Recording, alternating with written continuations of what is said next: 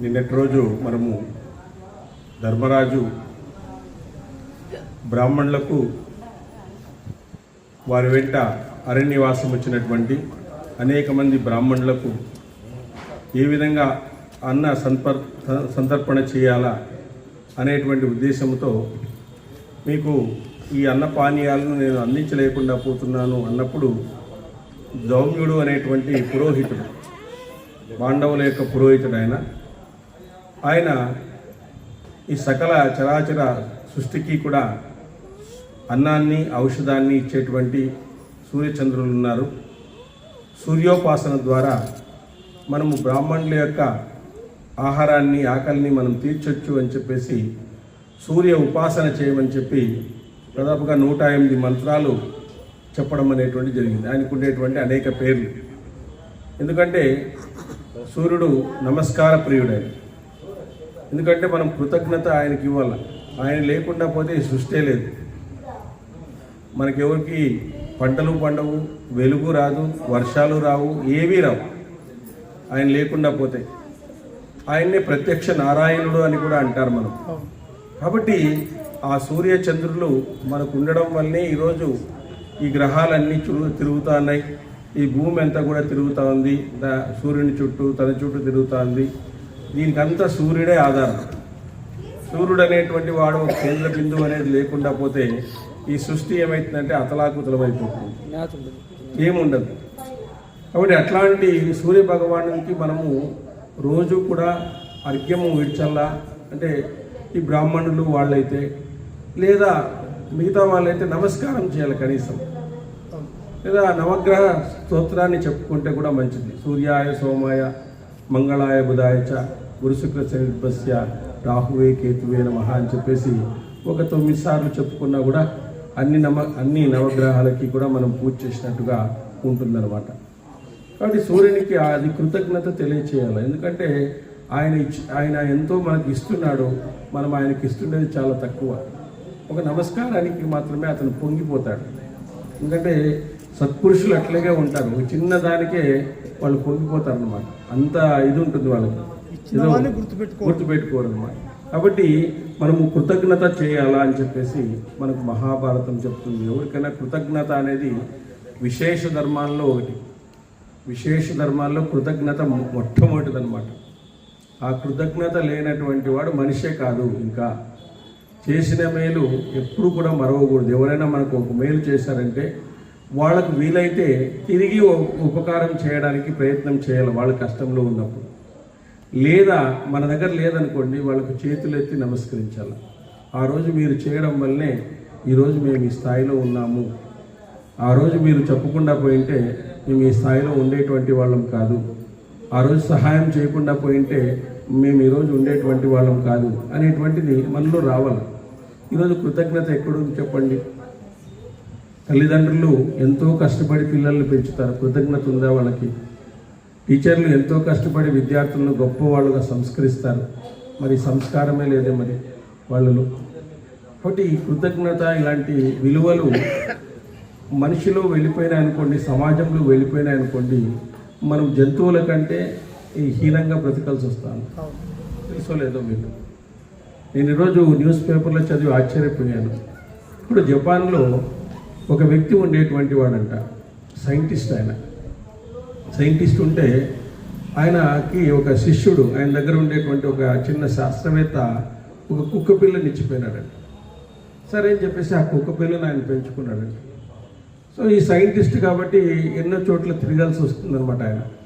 ఆ విధంగా వేరే ఊరికి రోజు వెళ్ళేటువంటి వాడంట. ఆయన ల్యాబ్ ఎక్కడో వేరే చోట ఉండిందంట, రోజు వెళ్ళేవాడంట. ఈ సైంటిస్ట్కి అనుకూలంగా సైంటిస్టు రైల్వే స్టేషన్కి పోతే ఈ కుక్క కూడా ఆయనతో పాటు వచ్చేదంట రోజు. మళ్ళీ సాయంత్రం వచ్చేటప్పుడు రెడీగా ఉండేదంట, రైలు వచ్చేటప్పటికే రెడీగా ఉండేది. ఆయన మళ్ళీ పిలుచుకొని వచ్చేదంట. ఇది దినచర్య. ఒకరోజు ఏమైపోయింది, ఆ సైంటిస్టు ఎక్కడో వేరే చోట వెళ్ళడం వల్ల అక్కడ చాలా రోజుల తర్వాత ఆయన వృద్ధాప్యం బాధపడడం, ఒక వేరే ఊర్లో ఒక ల్యాబ్లో చనిపోయినాడంట. ఆ విషయం వాళ్ళకి తెలియదు. కానీ కుక్క దాదాపుగా 10 సంవత్సరాలు తిరిగిందంట ఆయన కోసం రైల్వే స్టేషన్. ఆయన వస్తాడు అని 10 సంవత్సరాలు. ఆయన చనిపోయిన తర్వాత 10 సంవత్సరాలు రైల్వే స్టేషన్ దగ్గరే ఉందంట. రైలు వస్తే చూసేదంట, ఆ రైలు ఏది వస్తుందో చూస్తూ ఉండేదంట. మళ్ళీ ఆడే ఉండేదంట, మళ్ళీ చూసేదంట. ఆ 10 సంవత్సరాలు ఆడే ఉంటే ఆ కుక్కకు స్తూపాన్ని కట్టించినారంట ఆ దేశం వాళ్ళు కనుక్కొని. ఇంత విశ్వాసం ఉంటుందే మనిషికి, ఇంత విశ్వాసం ఉంటుందే కుక్కకి అని. అది కూడా చనిపోయిందంట. చనిపోయిన తర్వాత మళ్ళీ ఒక స్తూపాన్ని కట్టించినారంట. అది ఒక దేశంలో కాదు, 2-3 దేశాల్లో కట్టించినారంట ఆ కుక్కకి. అంటే కుక్కకు ఉండేటువంటి విశ్వాసం కూడా మనసుకు ఒక్కోసారి లేదు అని చెప్పి మనం చెప్పుకోవచ్చు అనమాట. అంత గొప్ప సంఘటన మనకు వేయడం అనేటువంటి జరిగింది. ఈ విధంగా యుధిష్ఠిరుడు చెప్తున్నాడు, నువ్వు ప్రపంచానికి నేత్రము, సర్వ ప్రాణులకు ఆత్మ, సర్వ ప్రాణులకు నువ్వే పుట్టుకిస్తాను. కర్మానుష్ఠానం చేసేటువంటి వారికి నువ్వు సదాచారం. సూర్యాపోసన చేసినాడంటే వాడికి ఎనలేనటువంటి శక్తులు వస్తాయి. సుగ్రీవుడు వీళ్ళందరూ కూడా సూర్యోపాసన చేసిన వాళ్ళే. సమంతకమణి రావడము ఆయనకి, వాలికి, వీళ్ళందరూ సూర్యోపాసన చేసినటువంటి వాళ్ళే. కాబట్టి ఆ సూర్యోపాసన చేయడం అనేటువంటి చేయాలి. నీవు ఈ ప్రపంచాన్ని ధరిస్తున్నావు, నీచే లోకం ప్రకాశిస్తుంది, నీచే ఈ లోకం పవిత్రం చేయబడుతుంది. ఎట్టి స్వార్థము లేక దీన్ని నువ్వు పాలిస్తున్నావు. ఎట్టి స్వార్థము లేదు, సూర్యునిలో ఎటువంటి స్వార్థం అనేటువంటిది లేదు. ఆ ఆవిరిని తీసుకుని మేఘాలుగా మార్చి మనకు ఇవ్వడం అనేటువంటి జరుగుతుంది, వర్షాన్ని ఇవ్వడం జరుగుతుంది. కాబట్టి మనం కృతజ్ఞత అనేటువంటి దేవతలకు మనము కృతజ్ఞతగా ఉంటే వాళ్ళు మనకు కృతజ్ఞతగా ఉండడం అనేటువంటి జరుగుతుంది అనమాట. ఋషి గణాల చేత పూజింపబడుతున్నావు. వేద పారంగతులైనటువంటి బ్రాహ్మణులు తమ వేద శాఖలకు సంబంధించిన మంత్రాలు తగిన సమయంలో నిన్ను స్తుతిస్తూ ఉన్నారు. అనేక మంది స్తుతిస్తూ ఉన్నారు. నీ నుంచి వరాన్ని కోరుకున్న సిద్ధ, చారణ, గంధర్వ, యక్ష, గ్రాహ్యక వెళుతున్న నీ దివ్య రథాన్ని అనుసరిస్తున్నారు వాళ్ళందరూ కూడా.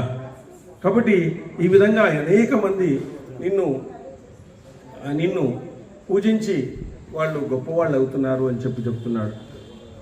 బ్రహ్మలోకంతో పాటు 7 లోకాల్లోనూ సూర్యుని మించిన ప్రాణి వేరొక్కడు లేడు.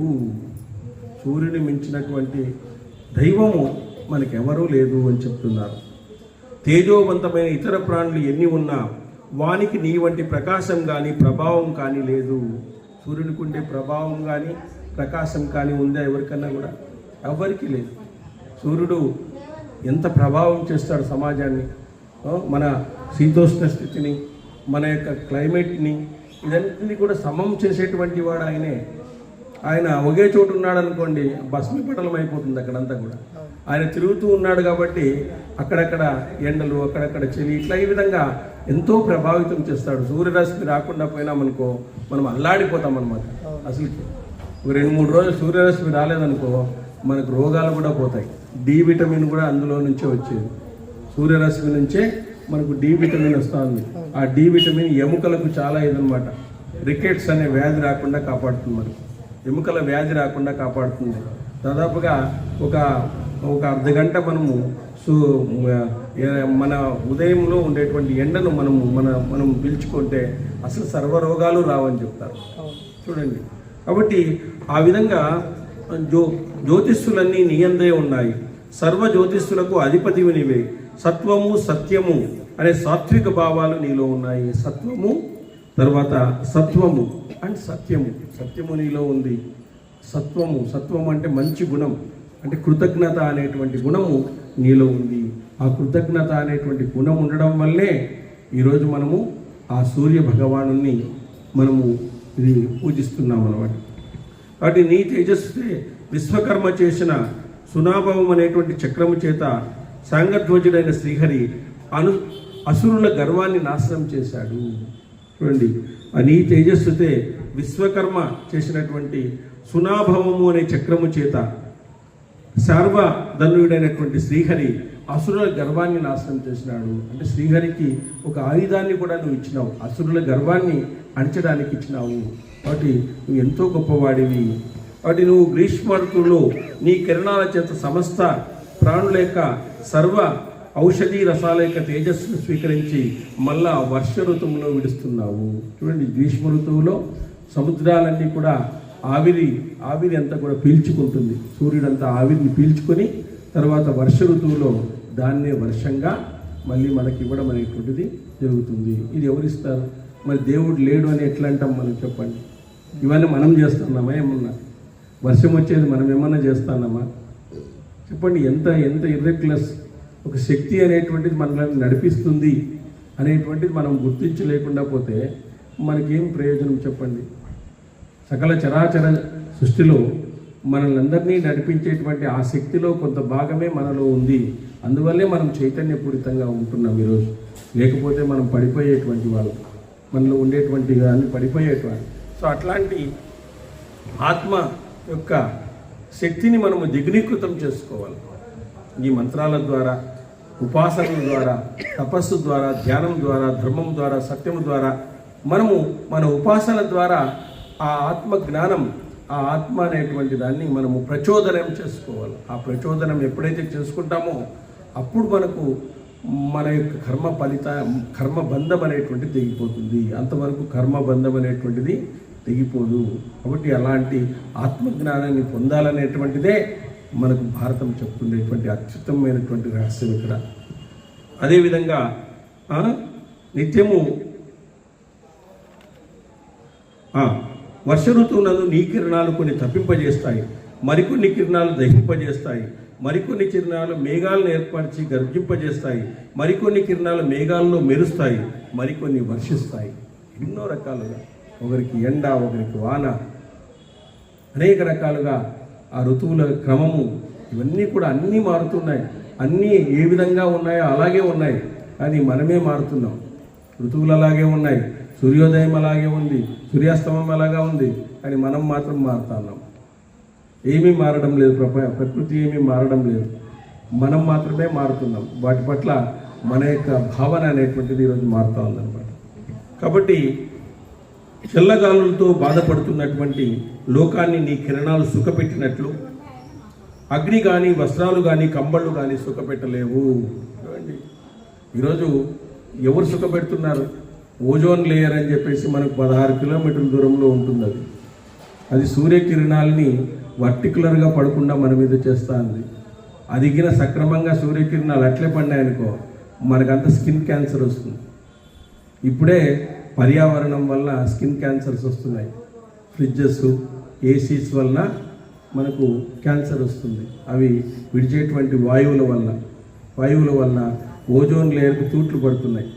ఓజోన్ లేయర్ అని ఉంటుంది, మనకు పైన కనపడదు. అది సూర్యకిరణాలను ఫిల్టర్ చేసి మనకు పంపిస్తుంది. డైరెక్ట్గా పడకుండా మనకి ఫిల్టర్ చేసి పంపిస్తుంది. మరి ఆయన చేసిన ఏర్పాటే కదా ఇది. చెప్పండి. కాబట్టి చల్లగాలులతో బాధపడుతున్న లోకాన్ని నీ కిరణాలు సుఖపెట్టినట్లుగా అగ్ని కానీ, వస్త్రాలు కానీ, కంబళ్ళు కానీ, నువ్వేమైనా కంబడి పడిచినావు అనుకో, ఏమైతుంది? ఈ ఆకాశానికి అంతా కంబడి పడుస్తావా? నువ్వేమన్నా చెప్పు. వస్త్రం కానీ పరుస్తావా? లేదు. 13 ద్వీపాలతో ఉన్న ఈ భూమిని నువ్వు నీ కిరణాల చేత ప్రకాశింపజేస్తున్నావు. ముల్లోకాల హితం కోరేవాడు నువ్వు ఒక్కడే. ముల్లోకాల హితం కోరేటువంటి వాడు ఆయనే. మనకు ప్రత్యక్షంగా కనిపిస్తూ మనందరికీ మేలు చేస్తున్నాడు సూర్య భగవానుడు. ఆయనే లేకుండా పోతే మనకు వర్షాలు లేవు, మనకు ఏమీ లేవు. వర్షం లేదు, సంపద లేదు, ఏమీ లేదు. కాబట్టి మనం పొద్దున్న లేస్తూనే సూర్య భగవానునికి ఒక నమస్కారాన్ని చేయాలా. ప్రతి ఒక్కరూ కూడా నమస్కారాన్ని చేయాలి. రథసప్తమి అని చెప్పేసి మనకు వచ్చేటువంటి ఒక పండుగ, సూర్యుని గురించి వచ్చినటువంటి పండుగ ఇదే మనకు తెలియజేసేదన్నమాట. తర్వాత నువ్వు ఉదయించకపోతే ఈ జగత్తంతా చీకటి అవుతుంది, అంధకారం అవుతుంది. మానవులు ధర్మార్థ కామములందు ప్రవర్తించలేరు. ఇప్పుడు ధర్మము చేయాలన్నా, ధర్మము, అర్థము, కామము, మోక్షం పొందాలన్నా మనం ఈ భూలోకంలో ఉండాలి. ఈ భూలోకంలో ఉండాలంటే మనకు సూర్యుడు అనేటువంటి వాడు ప్రధాన కేంద్రంగా ఉండాలి. సూర్యుడే లేదనుకోండి మనం ఏమీ చేయలేము. మనం పుట్టుకే, మన ఎగ్జిస్టెన్స్, మన ఉనికే మనకు ప్రశ్నార్థకమవుతుంది, విలువ లేకుండా పోతుంది. కాబట్టి బ్రాహ్మణ, క్షత్రియ, వైశ్య గృణాలు రుద్రగా నీ అనుగ్రహం వల్లే ఆదానం, పశుబంధనం, ఇష్టు మంత్రాలు, యజ్ఞాలు, తపస్సులు, మునగు కర్మలు చేస్తున్నారు. సూర్యుని వల్లే కదా ఈరోజు అన్ని కర్మలు జరుగుతున్నాయి, మంత్రాలు జరుగుతున్నాయి, యజ్ఞాలు జరుగుతున్నాయి, పశుబంధనం జరుగుతుంది. బ్రహ్మకు 1000 యుగాలు ఒక దినంగా చెప్పబడిందంట. బ్రహ్మకు 1000 యుగాలు ఒక యుగంగా చెప్పబడిందంట, ఒక దినంగా. 1000 యుగాలు అయితే ఒక దినం అని. అదేవిధంగా దానికి ఆద్యంతాలు నువ్వే అని కాలజ్ఞుడు చెప్పినాడు. అంటే కాలస్వరూపుడు. సూర్యుడిని బట్టే కదా మనం చంద్ర కాలగమనం చేసేది. సూర్యుని బట్టి నార్త్ ఇండియన్స్, చంద్రుని బట్టి మనం. ఇట్లా కాలగమనం అనేటువంటిది ఉంటుంది. ఎక్కడి నుంచి ఎక్కడి వరకు ఈ ఋతువు ఉంది అనేది కాలగమనం అనేటువంటిది చంద్రమాసం నుంచి మనము సూర్యమాసం నుంచి వాళ్ళు తీసుకుంటారు. చంద్రమానం సూర్యమానం ద్వారానే ఈరోజు ఋతువులన్నీ కూడా లెక్కించబడుతున్నాయి, గంటలు లెక్కించబడుతున్నాయి, అన్నీ కూడా లెక్కించబడుతున్నాయి అన్నమాట. కాబట్టి మనువుల యొక్క అమానుష పురుషుల యొక్క జగత్తులకు, అన్ని మన్వంతరాలకు, ఈ ఈశ్వరులకు నువ్వే సూర్యుడవి. సూర్యుడు ఆయనే. అర్జునుడు అడుగుతాడు, ఆయన విశ్వరూపాన్ని చూపించమని అడిగితే అప్పుడు ఆయన విశ్వరూపాన్ని చూపిస్తాడు. ఆయన ఏమంటాడంటే 1000 సూర్యులుగా కనిపిస్తున్నావు నువ్వు అంటాడు ఆయన. నేను తట్టుకోలేను, దాన్ని విరమించు ఫస్ట్ అని చెప్పేసి, నేను తట్టుకోలేను. 1000 సూర్యులు అంటే ఒక సూర్యుడు వస్తేనే మనకు ప్రాబ్లం అవుతా ఉంది. 1000 సూర్యులు వచ్చినారనుకో ఏం ప్రాబ్లం అయ్యేది మనకు. 1000 సూర్యుల యొక్క శక్తి నారాయణులో కనబడిందంట. భయపడిపోయినాడు ఆయన. హానుభావ ఇంక తగ్గించయ్యా, నేను చూడలేను, మామూలు కృష్ణుడు అయిపోను అని చెప్పేసి ఆయన ఒకసారి ఆ విశ్వరూపం చూస్తూనే ఇది సడలిపోయినాడు అనమాట. అసలు ఎవరో అనుకున్నాడు కృష్ణుడిని, ఏదో నా ఫ్రెండ్లే అనుకున్నాడు ఆయన. నా ఫ్రెండ్ కదా ఏదో చెప్తాను అడుగుకే అని చెప్పేసి అనుకున్నాడు. ఒక్కసారి ఆ విశ్వరూపం చూపించేసరికి అంతా, ఎందుకంటే భగవంతుడు ఎప్పుడైతే కనబడ్డాడో మనలో లోభము అంతా కూడా వెళ్ళిపోతుంది అన్నమాట.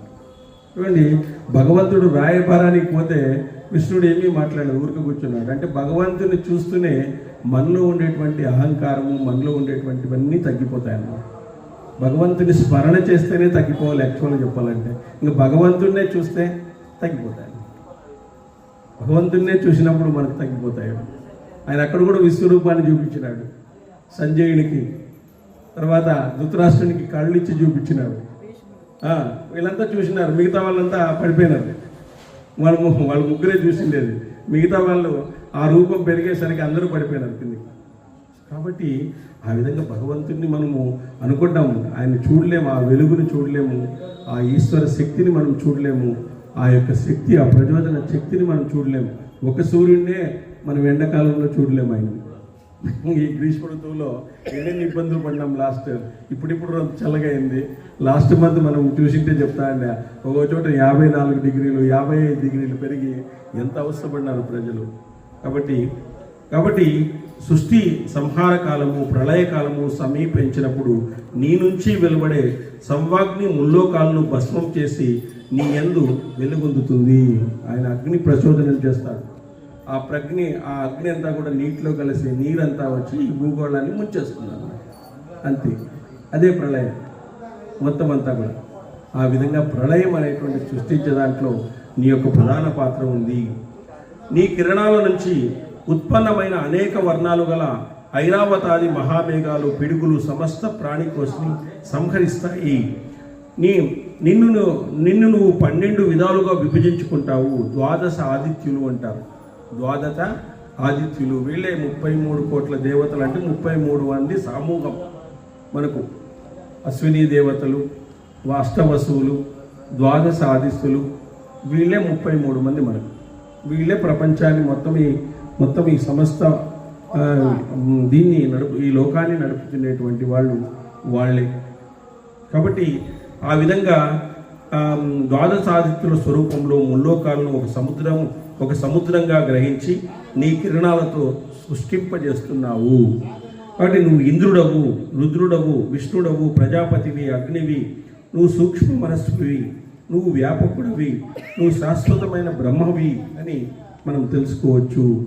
నువ్వు శుద్ధ బ్రహ్మమగు హంసపు సవిత బాణుడు, అసుమాలి, వృషాకపి వివస్వంతుడు మహీరుడు పుష మిత్రుడు ధర్ముడు సహస్రలక్ష్మి ఆదిత్యుడు తపనుడు గవాంపతి మార్తాండు ఆర్కుడు రవి సూర్యుడు దినకర్త దివాకరుడు సప్తషష్ఠి తామకేసి విలోచనుడు అశుగామి తమోగ్నుడు హరితస్నుడు అని కీర్తించబడుతున్నారు. మిమ్మల్ని అనేకమైనటువంటి నామాలతో కీర్తించబడుతున్నారు. నిర్వేదం అహంకారం లేకుండా సప్తమి నాడు కానీ షష్ఠి నాడు కానీ నిన్ను పూజించిన వారికి హస్త సంపదలు వస్తాయి. అంటే సూర్య భగవాను సప్తమి రోజు కానీ మనము సప్తమి రోజు షష్ఠి నాడు కానీ నిన్ను పూజించిన వాళ్ళకి సంపద అంటే లక్ష్మి కలుగుతుంది అని కూడా ధర్మశాస్త్రాల్లో ఉంది. కాబట్టి అన్య మనస్కులై నిన్ను పూజించి నమస్కరించిన వారికి ఆపదలు కానీ అతిథులు కానీ వ్యాధులు కానీ ఉండవు. ఎందుకంటే వ్యాధులు ఉండవు, నీకు విటమిన్ లభిస్తుంది, అందువల్ల వ్యాధులు ఉండవు. అదేవిధంగా డి విటమిన్ లభిస్తుంది, అదులు ఉండవు, ఆపదలు ఉండవు, ఏమి అడ్డంకులు ఉండవు, నీకు అన్నీ ఏమి ఉండవు. సూర్యునికి నమస్కారం చేస్తే ఏమీ ఉండవు, ఆ రోజు బాగా జరుగుతుంది. యాక్చువల్గా మీరు పూర్వకాలంలో చూస్తే ప్రతి ఒక్కరూ సూర్యునికి నమస్కారం చేస్తారు. తెల్లవారుజామున లేసే అలవాటు లేదు ఇప్పుడు పిల్లలకి. రాత్రి 12 గంటలకు పడుకునేది, పొద్దున్నే 10 గంటలకు లేసేది. సూర్యుడిని కూడా చూడడం లేదు ఈరోజు. ఒక అమ్మాయి అడిగిందంటే అపార్ట్మెంట్లో, చంద్రుడు అంటే ఎట్లుంటాడు మమ్మీ అని. ఈ కాలం దాపరించింది ఈరోజు. అపార్ట్మెంట్లో ఉంటారు, ప్రొద్దున్నే ఎప్పుడు లేచి ఉంటారు, సూర్యుడు వాళ్ళకి కనపడ్డు, సాయంత్రం ట్యూషన్కి పోయింటాడు, సూర్యుడు మునిగిపోయింటాడు, అయిపోయింది. ఇంకెప్పుడు చూసేది చెప్పండి. ఈ ప్రపంచంలో అందమైనది ఏదైనా ఉంటే సూర్యోదయం, సూర్యాస్తమయం. దానికి మించినటువంటి అందం లేదు. దీనికి అందమైనటువంటిది ఏదైనా ఉంటే ప్రపంచంలో సూర్యోదయాన్ని చూస్తే నీకు అందం కనపడుతుంది. నువ్వు కన్యాకుమారిలో చూసినావు అనుకో, నీకు అప్పుడు ఆ బ్యూటీనెస్ కనపడుతుంది. కన్యాకుమారిలో చూడాలి మీరు సూర్యోదయాన్ని, దాని అందం చెప్పేదానికి లేదు, అంత ఇదిగా ఉంటుంది అనమాట. అదే అందమైంది అని తేల్చినారు ప్రపంచంలో సూర్యోదయాన్ని, సూర్యాస్తమయాన్ని. మేము ఎప్పుడైనా ఏటిగడ్డకు పోతున్నప్పుడు వర్ణ రంగంలో కనపడతాం, ఎర్ర రంగులో. మేము ఎన్నోసార్లు చూసాం, ఎన్నోసార్లు అసలుకి ఎంత బ్యూటిఫుల్గా ఉందప్ప అని చెప్పేసి మేమిద్దరు పోతున్నప్పుడు చూసుకుంటూ పోతుంటాం. బొట్టు పెట్టినట్లు ఉంటుంది అనమాట. ఎట్లా ఉంటుంది చూడండి, ఒక గోళం అక్కడ అంత ఇది ఉంటుంది అనమాట. ఆ ప్రకృతి అందమే అందం, అంతే. అమ్మవారి యొక్క స్వరూపం అంతా కూడా అందమే అందం. మరి వీళ్ళు కూడా కేదార్నాథ్కి పోయేటప్పుడు అనేకమైనటువంటి అందాలను మనం చూసాం. ఎంత అందం కనపడుతుంది తెలుసా అట్లా. కాబట్టి అన్య మనస్కులై నిన్ను పూజించిన నమస్కరించిన వారికి ఆపదలు కానీ వ్యాధులు కానీ కలగవు. హృదయపూర్వకంగా నీ భక్తులైన వారు సమస్త లోకాల నుంచి విముక్తులై పాపాలన్నింటినీ విడిచి చిరంజీవులై సుఖంగా ఉంటారు. అన్నపతి శ్రద్ధగా అందరికీ ఆతిథ్యం ఇవ్వని కోరుకుంటూ ఆపత్కాలంలో వేడుకున్న నాకు నువ్వు అన్నం ఇవ్వడానికి తగిన వాటి. నేను ఈ విధంగా నిన్ను శుద్ధి చేస్తున్నానయ్యా, నువ్వు అన్నం ఇవ్వడానికి నువ్వే తగినవాడవు అని చెప్పేసి నిన్ను అడుగుతున్నాను అని చెప్పేసి ధర్మరాజు అడుగుతున్నాడు. నీ పాదాలను ఆశ్రయించి మటర అరుణ దండాది అనుచరులు ఉన్నారు. విద్వత్తు ప్రసరించగల మాకందరికీ కూడా విద్యుత్తు ప్రసరించగల మాకందరికీ కూడా నమస్కరిస్తున్నాం. ఈరోజు సూర్యరశ్మి ద్వారా మనకు సోలార్ ఎనర్జీ కూడా వస్తుంది. సోలార్ ఎనర్జీ ఇప్పుడు అన్నిటికంటే మనకు బొగ్గు ద్వారా వచ్చేటువంటిదంతా తగ్గిపోతుంది. కాబట్టి సోలార్ ఎనర్జీనే ఇప్పుడు మొత్తం అంతా కూడా ఇదవుతుంది, పడుకుంటా ఉన్నాం. శుభతో పాటు మైత్రి దేవి, గౌరీ, పద్మ మున్నగు భూమాతలందరికీ నమస్కరిస్తున్నాను. శరణాగతుడైన నన్ను రక్షించండి. ధర్మరాజు మొరపెట్టుకుంటున్నాడు. వైశంపాయ మహారాజా ఈ విధంగా యుధిష్ఠుడు స్తుతిస్తే లోకభావనుడు, భాస్కరుడు, దివాకరుడైనటువంటి సూర్యుడు ప్రసన్నుడై మండుతున్న అగ్ని వలె ప్రకాశిస్తున్న శరీరంతో ప్రత్యక్షమైనాడు. ఆయనే ప్రత్యక్షమైపోయినాడు. ధర్మరాజుకు సూర్యుడు ప్రత్యక్షమైనాడు. సూర్యుడు ఇలా అన్నాడు, ధర్మరాజా నువ్వు కోరుకున్నదంతటినీ నువ్వు పొందగలవు. ఈ 12 సంవత్సరాలు నేనే నీకు అన్నం ఇస్తానయ్యా, నేనే నీకు అన్నం చేస్తాను. ఈ 12 సంవత్సరాలు నువ్వేమీ వంట చేసుకోదయ్యా, మొత్తం సప్లై నేనే, టోటల్ నేనే ఇస్తాను. మీకు ఏం కావాలంటే అది క్యాటరింగ్ అంతా నీదే, మాదే అని చెప్పేసి ఫ్రీగా 12 years ఇస్తానని చెప్పినాడు. అదేవిధంగా నరాధిప సూరత నేను ఇస్తున్న ఈ రాగి పాత్రను స్వీకరించు. ఆ పాత్రతో మీ వంటింట్లో సంస్కరించిన ఫలము శాఖలు అన్నము మొదలగు చతుర్విధ పదార్థాలు పాంచాలి భోజనం చేయనంత వరకు అక్షయాలుగా ఉంటాయి. పాంచాలి భోజనం చేయనంత వరకు నువ్వు ఏం కోరితే అది వస్తుంది దాంట్లో నుంచి. పాంచాలి భోజనం చేయనంత వరకు. దీన్ని బట్టి మనకి ఏమవుతుందంటే పాంచాలి అని ఎందుకు చెప్పినారంటే ఇక్కడ ఇంటిలో స్త్రీలు అందరికీ భోజనం పెట్టిన తర్వాత లాస్ట్లో భోజనం చేయాలి. అది నా అర్థం. అది ఓకే. సో ఇప్పటి నుంచి 14 సంవత్సరాల్లో నువ్వు మరలా రాజ్యాన్ని పొందుతావు. మళ్ళీ జోషత్యం కూడా చెప్పేసినాడు, నువ్వు మళ్ళీ రాజ్యాన్ని పొందుతావయ్యా. వైశంపాయనుడు ఇలా అన్నాడు. ఇలా చెప్పి సూర్య భగవానుడు అక్కడికక్కడే అంతర్ధానమైనాడు. అంతర్ధానమైపోయినాడు. ఎవరైనా నువ్వు మనోనిగ్రహంతో ఏకాగ్రచిత్తంతో ఈ సూర్యస్తవాన్ని పఠిస్తే అతనికి దుర్బలమైన వరాన్ని కూడా సూర్య భగవానుడు ఇస్తాడు. మనకు కూడా వరాన్ని ఇస్తాడు. ఇది చదివిన దానికి, ఇది విన్నదానికి మనందరికీ కూడా వరాలు వస్తాయి. నిత్యము ఈ స్తోత్రాన్ని పఠించిన స్త్రీ పురుషులు విన్నవారు పుత్రుని కోరితే పుత్రుణ్ణి, ధనాన్ని కోరితే ధనాన్ని, విద్యను కోరితే విద్యను పొందుతారు. ఇట్లాంటి దాన్ని మనం పఠిస్తే మనకు పుత్రుని కోరితే పుత్రుణ్ణి, ధనాన్ని కోరితే ధనాన్ని, విద్యను కోరితే విద్యను మనకు ఇవ్వడానికి సూర్య భగవానుడు ఉన్నాడు. స్త్రీ పురుషులు ఎవరైనా సాయం ప్రాత సంధ్యలు రెండింటి యందు దీన్ని నిత్యం పఠిస్తే ఆపదలో ఉన్నవారు ఆపద నుంచి విముక్తులవుతారు, బంధనంలో ఉన్నవారు బంధం నుంచి విముక్తులవుతారు. మనకు అనేకమైనటువంటి బంధాలు ఉంటాయి. సూర్య భగవానికి కృతజ్ఞత చేయడం వల్ల వాళ్ళు సంతసిస్తారు, వాళ్ళు సంతోషిస్తారు, మనకు వరాలు కురిపిస్తారు. దేవతలకు ఏం లేదు, వాళ్ళని బాగా స్తోత్రం చేస్తే చాలు. అంటే విశ్వాసంగా స్తోత్రం చేయాలి. వాళ్ళు ఏదో పని కట్టుకొని కాకుండా నువ్వే ఉన్నావు అనేటువంటి నమ్మకంతో మనము ఇది చేయాలి. నువ్వే నాకు ఇది చేస్తున్నావు, నువ్వే నాకు దిక్కు, నువ్వే నాకు శరణాగతి అనేటువంటి దాంతో మనం చేసినామనుకోండి, వాళ్ళు ప్రసన్నమవుతారు. వాళ్ళు ప్రసన్నమై మనకు కావాల్సినటువంటి కోరికలను వాళ్ళు ఖచ్చితంగా తీరుస్తారు. ఎందుకంటే కలియుగంలో కోరికలు కొన్ని తీరాల్సిందే, కోరికలు లేకుండా మనమే ఉండం. కాబట్టి ఆ విధంగా ఈ స్తుతిని ఎవరైతే పఠిస్తారో వాళ్ళు ఆపద నుంచి ముక్తులవుతారు, బంధనంలో ఉన్నవారు బంధనం నుంచి విముక్తులవుతారు. ఈ స్తుతిని పూర్వకాలంలో బ్రహ్మ మహాత్ముడైన ఇంద్రునికి ఇచ్చాడు. బ్రహ్మ మహాత్ముడైన ఇంద్రునికి ఇచ్చినాడు ఈ స్తుతిని. ఇంద్రుడి నుంచి నారదునికి వచ్చింది, నారదుడి నుంచి దౌమ్యునికి వచ్చింది, దౌమ్యుని నుంచి యుధిష్ఠిరునికి వచ్చింది. అక్కడి నుంచి వచ్చింది. ఇది ఇంద్రుడికి ఇచ్చినాడు ఫస్ట్ బ్రహ్మ. తర్వాత బ్రహ్మ నుంచి ఇంద్రుడికి వచ్చింది, ఇంద్రుడి నుంచి నారదుడికి వచ్చింది, నారదుడి నుంచి దౌమ్యునికి వచ్చింది, దౌమ్యుడు యుధిష్ఠిరునికి ఇచ్చాడు. సో సూర్యాస్తమయాన్ని నిష్ఠగా ఆచరించిన వాడు యుద్ధంలో ఎల్లప్పుడూ జయాన్ని పొందుతాడు, గొప్ప సంపదను పొందుతాడు, అన్ని పాపాల నుంచి ముక్తుడవుతాడు, సూర్యలోకాన్ని కూడా పొందుతాడు, సూర్యలోకాన్నే పొందుతాడు అని చెప్పేసి చెప్పడం జరిగింది. జనమేజయ సూర్యుడి నుంచి ఈ విధంగా వరాన్ని పొంది ధర్మవేత్త అయిన యుధిష్ఠిరుడు నీటి నుంచి లేచి బయటకు వచ్చి దౌమిని పాదాలు పట్టుకున్నాడు, సోదరులను కౌగలించుకున్నాడు. యుధిష్ఠిరుడు ప్రేమతో ద్రౌపదిని కలుసుకున్నాడు. ఆమె అతనికి నమస్కరించింది. ఆమెతో పాటు మహాసనంలోకి వంటగదిలోకి వెళ్ళారు ఆయన ఇచ్చినటువంటి పాత్రను తీసుకొని. ఆ పాత్రలో కొద్దిగా వండిన చతుర్విధాలైన భక్ష్యాలు అక్షయంగా వృద్ధి చెందినాయి. దాంట్లో అక్షయమై వస్తుందంట. అక్కడంతా కూడా భోజనాలన్నీ కూడా వాటితో ధర్మజుడు బ్రాహ్మణులందరికీ ఆనందంగా భోజనం పెట్టాడు. అందరికీ భోజనం పెట్టేసినాడు ఆయన. బ్రాహ్మణులు భుజించిన పిమ్మటి సోదరులకు కూడా భోజనం పెట్టి మిగతా వికసనం అనే ముక్త శేషాన్ని యుధిష్ఠిరుడు భుజిస్తాడు. చూడండి, ఆయన లాస్ట్లో భుజించడం జరిగింది. మిగిలింది మాత్రమే భుజించేటువంటి వాడు అనమాట. యుధిష్ఠిరుడు తిన్న తర్వాత ద్రౌపది భుజిస్తుంది. ఒక ఆర్డర్, ఫస్ట్ బ్రాహ్మణులు, తర్వాత సోదరులు, తర్వాత ధర్మరాజు, తర్వాత ద్రౌపది. ఈ విధంగా ఒక ఆర్డర్లో తినడం అనేటువంటి జరుగుతుంది అనమాట. ఆమె భుజించిన పిమ్మట ఆ పాత్రలో అన్నం అయిపోతుంది. ఆ రోజు ఇక వృద్ధి చెందుతుంది. సూర్యునితో సమానమైన తేజస్సు గల ధర్మరాజు సూర్యుని వల్ల ఈ విధంగా తన మనము వాంఛితార్థాలన్నింటినీ పొంది బ్రాహ్మణులకు ఇచ్చాడు.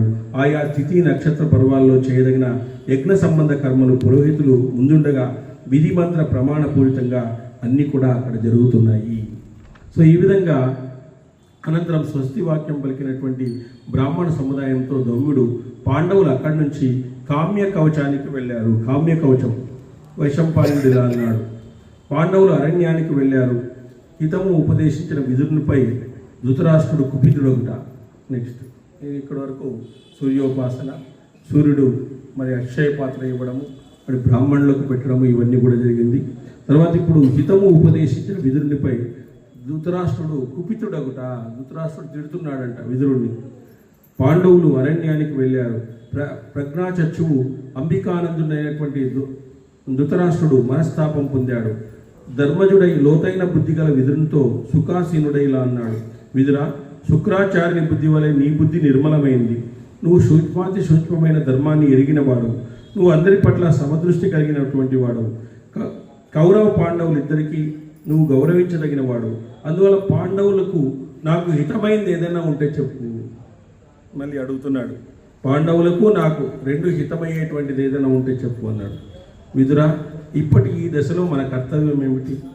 ఏ విధంగా చేస్తే పౌరులు మనల్ని సేవిస్తారు?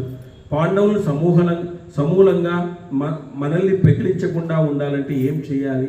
ఇట్లాంటివి చూడండి, పాండవులు సమూలంగా మమ్మల్ని పెకిలించకుండా ఉండాలంటే ఏం చేయాలి? ఇంకా పాండవులు అంటే భయపడతానే ఉన్నాడు. యుక్తాయుక్త కార్య విధానాలు నువ్వు బాగా తెలిసిన వాడివి, అందువలన నా కర్తవ్యం ఏమిటో చెప్పు అని ధృతరాష్ట్రుడు విదురుని అడిగినాడు. నరేంద్ర, ధర్మార్థ కామాలనే త్రివర్ణానికి ప్రధానమైనది ధర్మం. రాజ్యానికి ధర్మం ప్రధానమైనదిగా చెబుతుంటారు. అందువలన రాజా, నువ్వు ధర్మ మార్గంలో ఉండి యథాశక్తిగా నీ కుమారులను, పాండురాజు అందరు పుత్రులను నువ్వు రక్షించేయ్యా. నువ్వు ధర్మ మార్గంలోనే ఉండాల. రాజ్యం అనేది సుఖ సంపదలతో, సిరి సంపదలతో ఉండాలంటే ధర్మం అనేటువంటి ధర్మార్థ అర్థ కామ మోక్షాల్లో మనకు ధర్మం అనేటువంటిదే ప్రధానము. కాబట్టి ఆ ధర్మాన్ని నువ్వు పాటించినట్లయితే నీ కుమారులు, నీ రాజ్యం అంతా కూడా సుఖంగా ఉంటుంది. శకుని ప్రధానంగా పాపాత్ముల చేత సభయందు ఈ ధర్మం విడిచిపడింది. శకుని ద్వారా నువ్వు అధర్మంగా వాళ్ళని జయించినావు, ధర్మం విడిచిపెట్టింది. ఇంకా నీ కుమారులు సత్యసంధులైన కుంతి నందరిని ఆహ్వానించి దూదంలో ఓడించారు. కురురాజా, దుష్టులచే రచించబడిన నీ కుమారుల దుర్వ్యసనం యొక్క శాత్యుపాయం నేను ఎరుగుదును. దాని చేత నీ కుమారులు ఈ పాపం నుంచి విముక్తుడై లోకంలో మంచివారిగా ప్రతిష్ట పొందుతారు. మీ కుమారులు ఏం చేశారో తెలుసు కదా, అధర్మంగా వాళ్ళని ఓడించినారు. అధర్మంగా ఓడించడమే కాకుండా వాళ్ళు ఓడించి అనేక రకాలైనటువంటి వ్యవహారాలను నడిపినారు. కాబట్టి నీ కుమారులు ఈ పాపం నుంచి విముక్తుడి కావాలంటే నువ్వు ధర్మాన్ని పాటించు అని చెప్పినాడు. అందువల్ల రాజా, నువ్వు పాండవులకు ఇచ్చిన రాజ్య సంపద అంతా తిరిగి వారు పొందాలి. రాజు తన సంపద చేత సంతృష్టి చెందాలి. ఇతరుల సంపద పట్ల లోభం ఉండకూడదు. ఇది రాజుకు ప్రధాన ధర్మము. ఈరోజు రాజుకు ఇతరుల సంపదల పట్ల ఎప్పుడూ కూడా మనకు ఇతరుల సంపద పీక్కుందాము అనేటువంటి ఇది ఉండకూడదు అన్నమాట. ఇప్పుడు కలియుగంలో రాజే దొంగలాగా ఉన్నాడు. రాజే దొంగ, కలియుగంలో రాజే దొంగ అని చెప్పేసి కృష్ణుడు మనకు చెప్తాడు. కలియుగ అంతంలో, ఈ ద్వాపరయుగ అంతంలోనే చెప్తాడు. వితండవాదం తెలివంటే, ఇక్కడ వితండవాదం తెలివిగా ఉంటుందంట. రాజు దొంగగా ఉంటాడంట, మంచివారు సేవకులుగా ఉంటారంట, దుష్టులకి ఎక్కువ దీర్ఘాయుష్ ఉంటుందంట. ఇట్లా ఈ విధంగా కలియుగం ధర్మాలన్నీ కూడా వాళ్ళు చెప్పుకుంటూ వస్తారనమాట. కాబట్టి ఆ విధంగా ఇక్కడ నువ్వు రాజ్య సంపాదనంతా కూడా పాండవులకి ఇచ్చేయాల్సిందే నువ్వు. అది పరమధర్మం. ఇలా చేస్తే కీర్తి నశించదు, జ్ఞాతుల మధ్య భేదం కలగదు, ధర్మం తప్పక నిలుస్తుంది. పాండవులకు సంతుష్టిని కలిగించడం, శకునిని తిరస్కరించడం నీ ప్రధాన కర్తవ్యం. పాండవులను సంతృష్టి కలిగించాల, వాళ్ళకి సంతృప్తి కలిగించాలను. శకునిని తిరస్కరించాల, వాడే ఇదంతా చేసింది మొత్తం అంతా కూడా అనే ఈ పని నీకు అన్నిటికంటే ప్రధానమైనటువంటి కర్తవ్యం ఇదే నువ్వు చేయాల్సింది. ఇప్పుడు ప్రస్తుతానికి రాజా, ఈ విధంగా చేస్తే నీ పుత్రులకు ఈ భాగ్యమైనా మిగులుతుంది, ఇదన్నా మిగులుతుంది, ఈ రాజ్యమైనా ఉంటుంది. లేకపోతే నువ్వు పని తొందరగా చెయ్యి, లేని పక్షంలో కురు వంశము నాశనమైపోతుంది కురు వంశం. ఇంకా నో డౌట్ అట్ ఆల్. కాబట్టి కోపించిన భీమసేనుడు కానీ అర్జునుడు కానీ శత్రుసేనులు ఎవ్వరూ మిగలరు. కోపించిన భీమసేనుడు, అర్జునుడు కానీ శత్రుసేనులు వాళ్ళు కోపించినారంటే మీరెవరు మిగులు. అస్త్ర విద్యా ప్రవీణులు లోకసారమైన గాంధీవము ధనస్సుగా కలిగిన సవ్యచాచి యోధుడిగా ఉండగా, బహు బలశాలి భీమసేనుడు యోధుడిగా ఉండగా, పాండవులకు ఈ లోకంలో పొందలేదంటూ ఏమీ లేదు. దుర్యోధనుడు పుట్టినప్పుడే నేను నీకు చెప్పినాను, వాడు పుట్టినప్పుడే నక్కలు అరిసినాయి, గట్టిగా అరిసినాయి నక్కలు, అభిషేకం అరిసింది. కాబట్టి వీడు ఖచ్చితంగా ఏదో ఒకటి చేస్తాడు అని చెప్పేసి ఆ రోజే నేను చెప్పినాను నీకు, వంశనాశనం అవుతుంది. రాజా కురువంశ హైతం చేసే ఈ పుత్రుణ్ణి కూడా విడిచిపెట్టు, నువ్వు వీడిని కూడా వదిలేసి ఈ శకుని ఇద్దరిని ఫస్ట్ అరణ్యానికి పంపించు, హాయిగా ఉంటుంది. ఉత్తమమైన హితాన్ని చెప్పాను, కానీ నువ్వు దాన్ని ఆచరించలేదు. నేను చెప్పినాను, ఆ రోజు చెప్పినాను, ఈ పుత్రుణ్ణి విడిచిపెట్టమని చెప్పినాను, నువ్వు ఆచరించలేదు. రాజా ఇప్పుడు చెప్పిన ఈ హితాన్ని కూడా ఆచరించకపోతే కురువంశము నాశనమవుతుంది, అనంతరము పరితాపాన్ని పొందుతావు. కాబట్టి నీ కుమారుడు సంతోషంగా పాండవులతో ఏకరాజ్యం చేయడానికి అంగీకరిస్తే నీకు మున్ముందు పరితాపం కలగదు. వాళ్ళను కూడా పిలుచుకొని మీరు రాజ్యము చేసుకుంటే, ఏకరాజ్యం రెండింటినీ కలుపుకొని రాజ్యము చేసుకుంటే మీకు పరితాపం కలగదు, అందరూ ఆనందంగా ఉంటారు. నీ కుమారుడు నీ మాటను అంగీకరించకపోతే కులం యొక్క సుఖం కోసము నువ్వు నీ కుమారుణ్ణి అదుపు చేయాల్సిందే. నీ కుమారుణ్ణి అదుపు చేయాలి నువ్వు తండ్రిగా.